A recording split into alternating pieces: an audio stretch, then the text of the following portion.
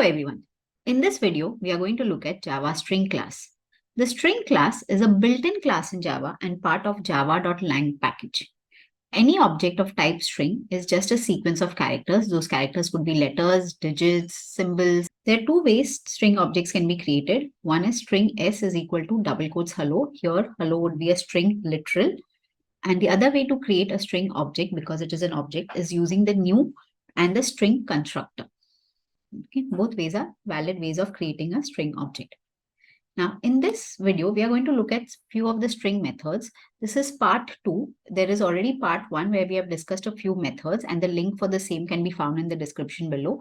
I would recommend that you have a look at that video before looking at this video.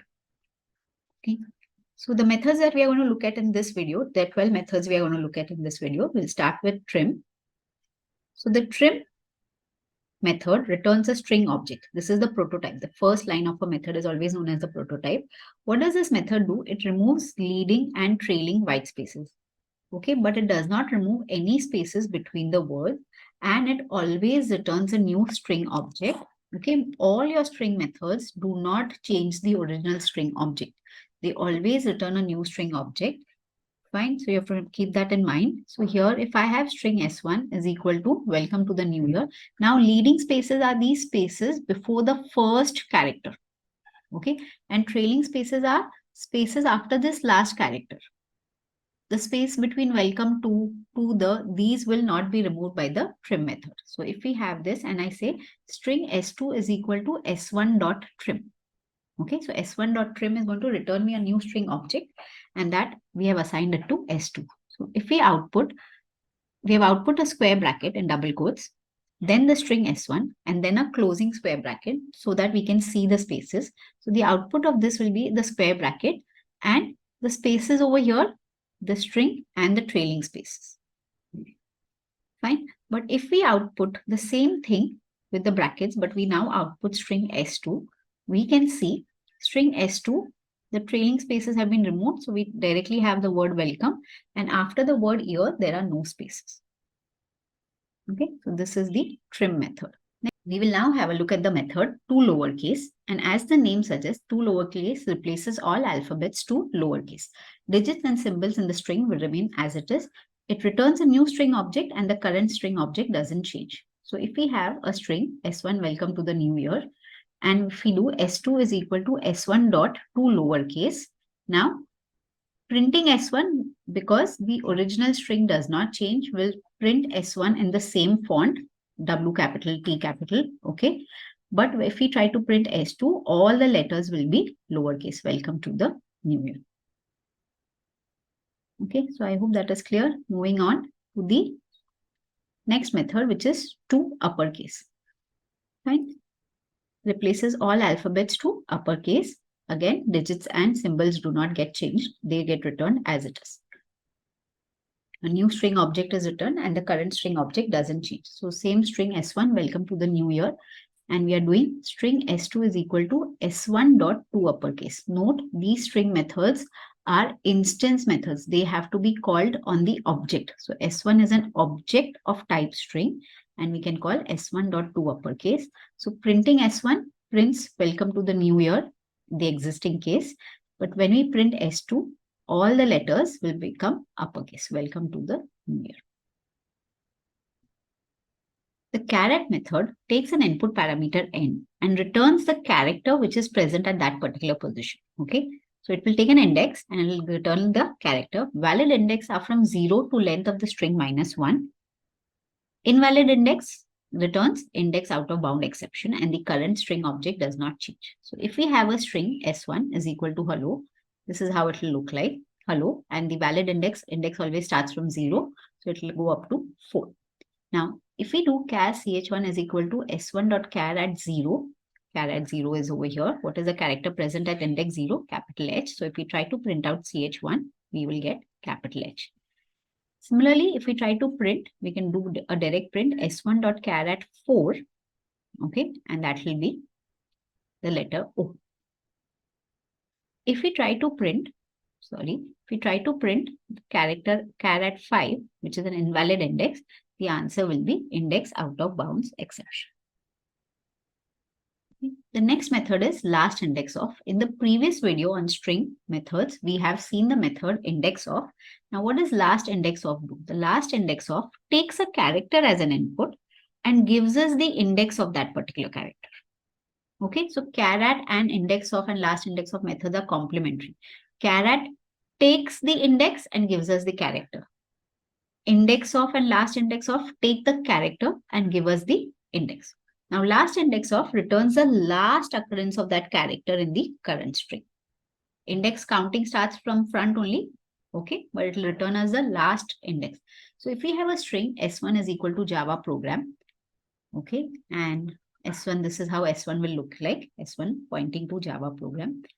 If we try to print S1 dot last index of R, so what will the index be? We write it down from 0 to 11 in this case.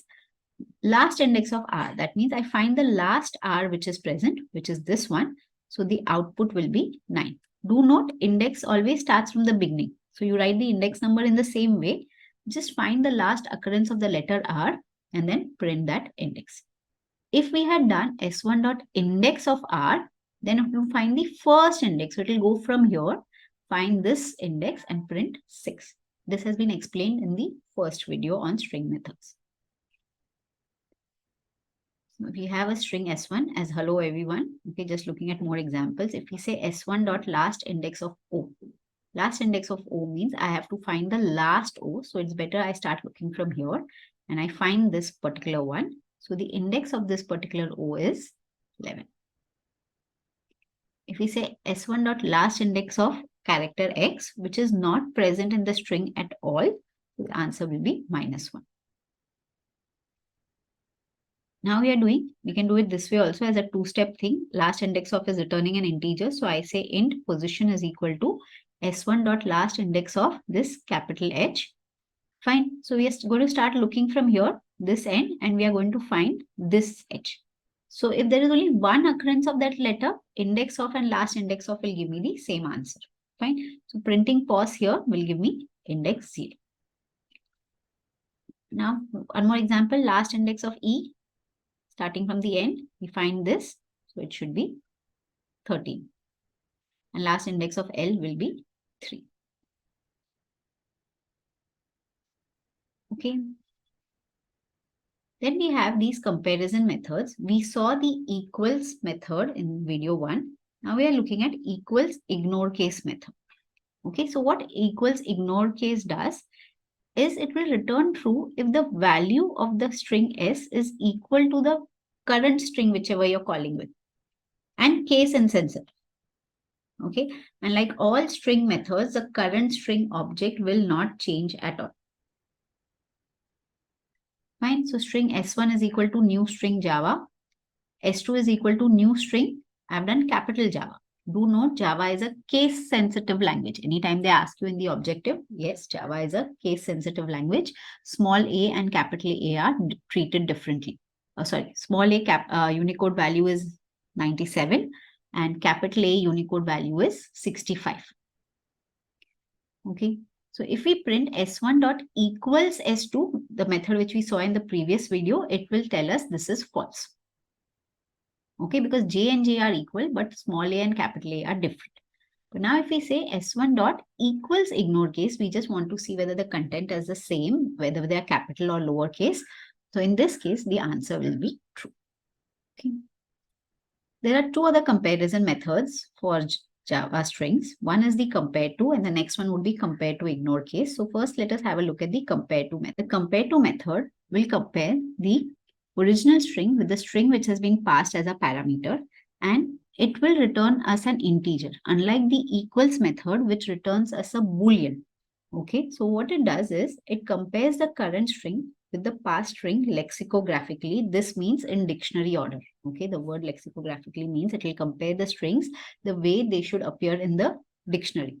So what will it do? It will return the difference between the Unicode values of the characters involved, and the current string object doesn't change. And the compareTo is case sensitive comparison, where the uppercase letters are considered before lowercase letters. As I told you, capital A is 65, small a is 97. So that is how it is considered comparing the Unicode values. So if we have string S1 is equal to new string alpha and string S2 is equal to new string beta. Now when we compare S1 dot compare to S2, so what is happening is alpha is compared to beta. So the letter at index 0, A, will be compared with the letter at index 0 over here, which is B. So it will do A minus of B. Alpha is given first. So Unicode value of A is 65. Unicode value of B is 66. So 65 minus 66, answer will be minus 1. Okay, so you have to remember a few Unicode values. As I said, capital A is 65, small a is 97.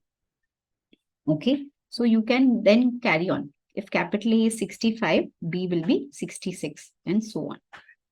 Now, if we do the other way around, if we say S2 dot compare to S1, so now we are doing beta dot compare to alpha. So it will be B, the Unicode value of B minus the Unicode value of A. So it will be 66 minus 65 and the output will be positive 1. If I compare S1 with itself, that means the two strings are same. So we are doing capital A with capital A, 65 minus 65, and the answer will be 0. This is how the compareTo method works. We now have a look at the compareToIgnoreCase method. Okay, so here the compareToIgnoreCase will compare the current string with the past string lexicographically, which means in dictionary order, and it will return the difference between the Unicode values of those characters. Okay, current string object doesn't change, but this is a case insensitive comparison. So if we do here S1 same alpha, and now I've taken beta as a lowercase b.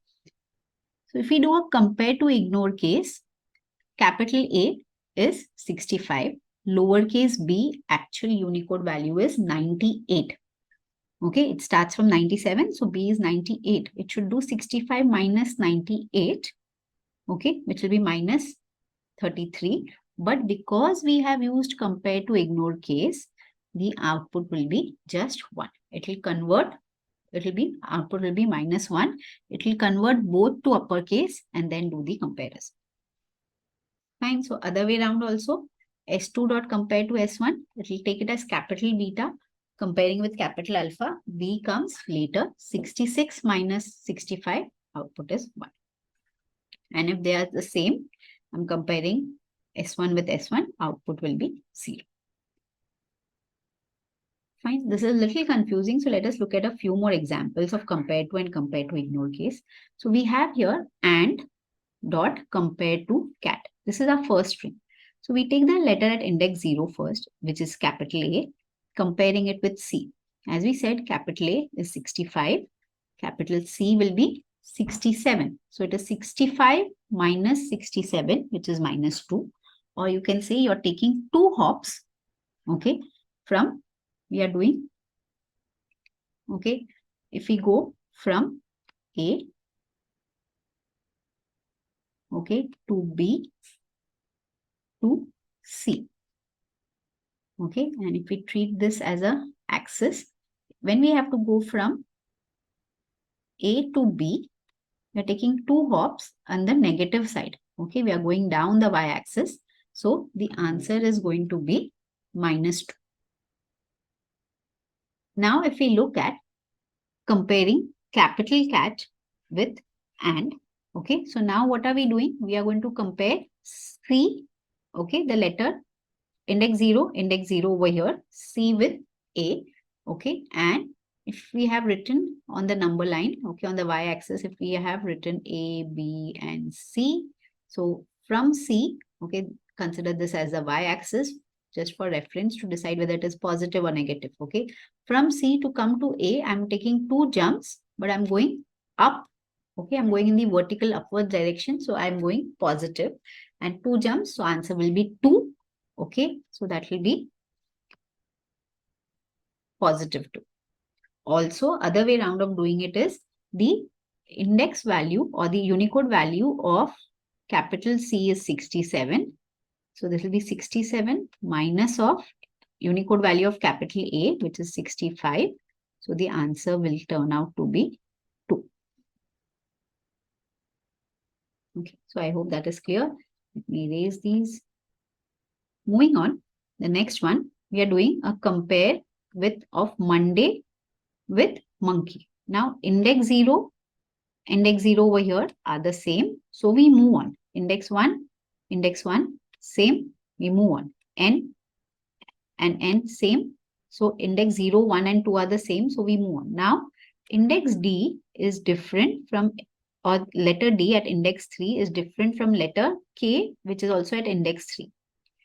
Okay, so we now have to compare D with K. Okay, again, you can find out the ASCII value of D, which will be, so small a is 97. So D will be 98, 99 and 100. Similarly, you find out the ASCII value of K and it will be 100 minus of that and the answer will be a negative 7. Okay, so if the elements at the first index are the same, then you keep moving on. But you compare like with like. So you compare index 1 with index 1, index 2 with index 2, and so on.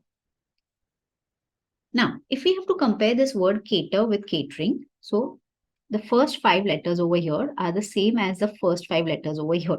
And now we have run out of letters in the first string. So in this case, the answer would be here, it is 0. And this has 3 extra letters. So it will be 0 minus 3, which will give us minus 3 as an answer. Okay. If we do small cat dot compare to ignore case, okay, so we're doing an ignore case, in which case you can treat that both are getting converted to uppercase. So cat with cat, answer will be 0. If we do a cat dot compare to ignore case with A and T, so again, now what will happen? This cat will get treated. Both will be treated as uppercase and the answer will be same as this one over here. Okay, so it will be converted and the answer will be 2. Okay, so please practice your compare to and compare to ignore case. Find whether the answer is a positive or a negative number. Okay, and this gets asked in the objective.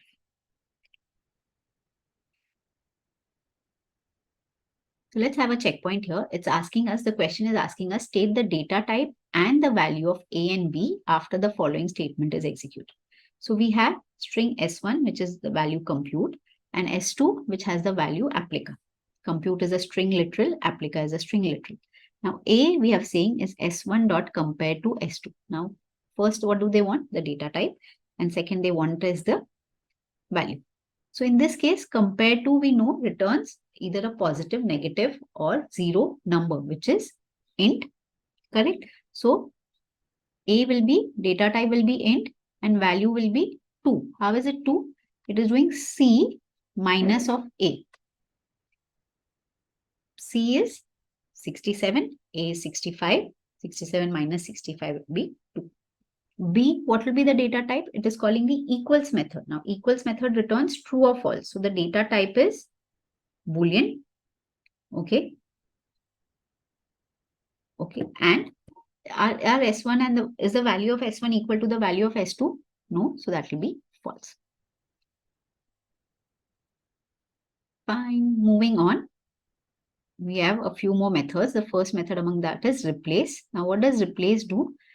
The replace thing takes one character, okay, and you can specify the new character which should be replaced in the string.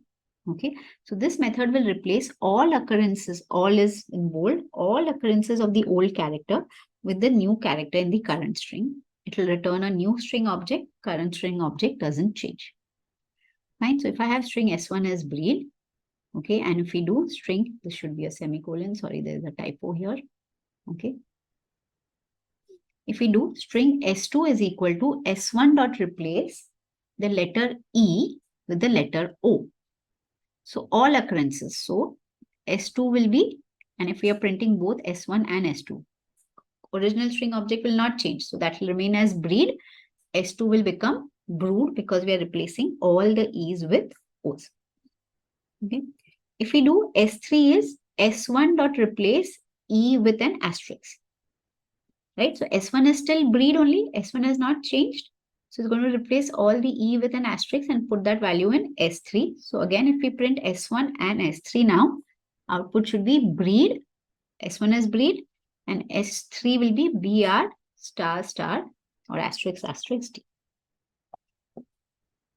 Okay, I hope that is clear. Two more methods, starts with and ends with. Okay, so the starts with method takes another string as a parameter and it will return true if the current string starts with that string. Okay, so it is true or false. The data type is a Boolean and it will do a case sensitive comparison. Fine. So I have my string S1 as hello everyone. If we print S1 dot starts with, does the S1 string start with HEL in the beginning? So at index 0, from index 0, can we find capital H, small e and L? Yes. So the answer will be true. Try to do S1 dot starts with small HEL. Do note Java is case sensitive language. So if we do this, in the beginning, it doesn't find a lowercase h, e, l. So the output will be false. The data type returned is a Boolean. So we can also do a two-step process by saying Boolean B is equal to S1 dot starts with EL as a string. No, it doesn't start with EL. So the output, and if you try to print B, output is going to be false. Fine. So starts with is very easy. It takes a string as an input and it will return you a Boolean true or false. Similarly, we have an ends with method. Works in the same way. Only thing, it will check that string at the end. Okay, so let's look at the example. We have the same hello one string and now we are writing S1 dot ends with ONE1. Yes, it does. So output will be true. We now check whether S1 dot ends with capital ONE. Okay, and that is not correct. There is no capital. Java is a case sensitive language, so output will be false. We can again take the output of ends with in a Boolean variable like this, B. And we are now checking, does it ends with NONE? At the end, I do not find none, NONE here. So the value in B will be false. And if we print that, we can check that. Moving on, we have the value of method, and this value of method returns the string representation of the passed parameter. The input parameter can be of any data type and it will convert it to a string data type. It is a string class method, that is a static method. That means we have to invoke it via the string class and not the string object like S, S1, S2. Okay, so you'll see the difference here. So if I have two variables, n is an integer with the value 100 and d is a double with the value of 100.85. Now, if we say string S1 is equal to string, note I'm calling it with the string class, like how we call the math class, math dot ABS, absolute, math dot square root, SQRT, right? So here I'm calling it with the string class. So if we say string dot value of n is 100, but now it will be converted to a string 100 and the output will be string, which is in double quotes 100. If you do string dot value of d, which is of data type double, but S2 will be 100.85 as a string of characters. Okay, it does not have a numeric value at that point of time. So if we now try to print S1 plus S2, so these are two strings and the plus sign behaves like a concatenation operator, not an addition for strings. So it will give the output as 100.85. Okay, but if we do print n plus d, which is a mixed data type addition, adding integer to a double, so both get converted to a double and the answer will be 200.85. Now let us have a look at a couple of examples. So the first example is we have string str is measurement and we are trying to print the substring 0 to 6 and the last index of e in the substring. Okay, so what will the output be? str.substring 0, 6 means from index 0, we go up to the 6th, but we don't take the 6th. So it will be 0, 1, 2, 3, 4, 5. So that will be measure. Okay. Dot last index of E. In that, we have to find the last index of E. So we come from here, reverse, and we know this is the letter E. What is the index of this letter E? It is 1. Okay, that is how we will solve the objective questions of the string class. Looking at a second example, So we have string str, which is equal to string, and then we need to output a few things. The first thing that they have asked is string.charAt2 plus an empty string plus string.charAt3. Because there is a string present in between, okay, it will get the entire output will be of type string. So charAt2 will be 0, 1, 2. It will be the letter R.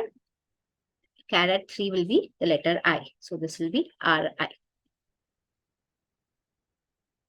Second one is saying str.substring 3, 5. What is index 3? I. Then go to 4, IN. 5 we will not take. So it is IN dot equals with 3, 6. So again from 3, I, 4, 5, ing. Just doing a comparison of in with ing. So that will give us false. Third one is asking, does the str starts with st? Do note, none of the methods above changed str. Okay, so str remains as it is. Does it start with capital ST? Yes, that is true.